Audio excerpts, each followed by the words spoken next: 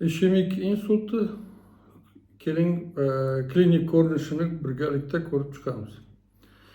Zararlangan asosiy qon tomir hududida bosh miya qon buzilishi mozaik bo'lishi mumkin. Hatto ushbu asosiy kollateral qon tomirlardan birining teshigi sezilarli darajada qisqarishi ham kuzatiladi. Ba'zan funksional qon tomirdan ishemik zonaga kollateral qon tomir orqali qon bilan ta'minlanishi tufayli zararlanmagan ko'p tomir hududida qon oqimi yetishmovchiligining klinik ko'rinishlari paydo bo'ladi. Buni ruschasiga biz обкрадывание fenomeni deb aytiladi.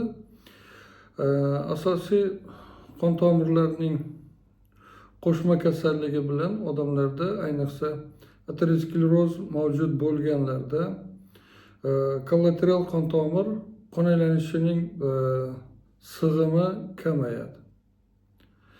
Intrakranial qon tomirlaridagi aterosklerotik o'zgarishlar, ayniqsa bosh miya arteriya doirasidan distal joylashgan bosh miya tomirlarida odatda jiddiyroq oqibatlarga olib keladi.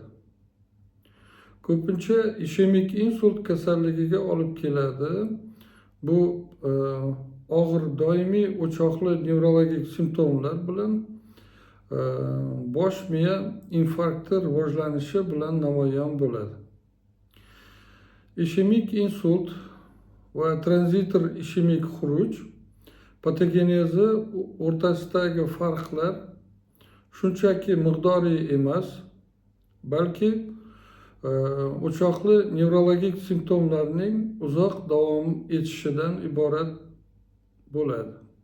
E'tiboringiz uchun rahmat. Kanalimizda qoling.